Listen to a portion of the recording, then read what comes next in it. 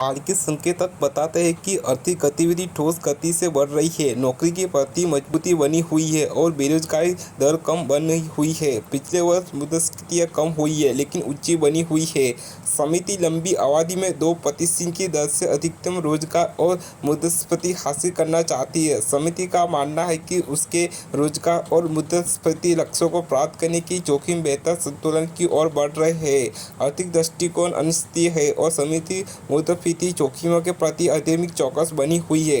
अपने लक्ष्य के समर्थन में समिति ने संघीय निधि के लिए लक्ष्य सीमा को 5.14 से 5.12% पर बनाए रखने का निर्णय लिया है। संघीय निधि दर के लिए लक्ष्य सीमा के किसी भी समायोजन पर विचार करते हुए समय समिति आने वाला डेटा, उभरते दृष्टिकोण और जोखिम के संतुलन का सावधानीपूर्वक आकलन करेगी। समिति को ये उम्मीद नहीं है कि लक्ष्य सीमा को कम करना तब तक का उचित होगा जब तक कि उसे यह विश्वास न हो जाए कि मुद्रास्फीति लगातार 2% की ओर बढ़ रही है। इसके अलावा समिति ट्रेजरी प्रतिभूतियों और एजेंसी तुलना एजेंसी बंधक समिति प्रतिभूतियों की अपनी हिस्सेदारी को कम करना जारी रखेगी, जैसे कि इसकी पहले घोषित योजना का वर्णित है। समिति मुद्रास्फीति को उसके 2% लक्ष्य पर लौटाने के लिए दूरदर्शी प्रतिबद्ध है।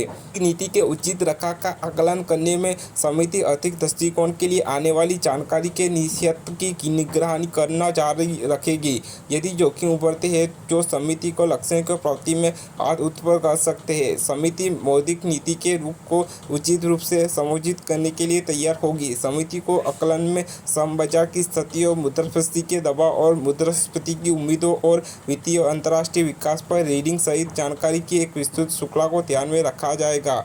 मौद्रिक नीति कार्रवाई के लिए मतदान करने वाले अध्यक्ष जेरोम एच पॉवेल थे। जॉन सी विलियम्स, उपाध्यक्ष Thomas I Barkin, Michael S Barr, Raphael W S Bostic, Michelle W Bowman, Lisa D Cook, Mary C Daly Philip और Jefferson, Adriana D Kugler, Loretta J Mester और Christopher जे lover है।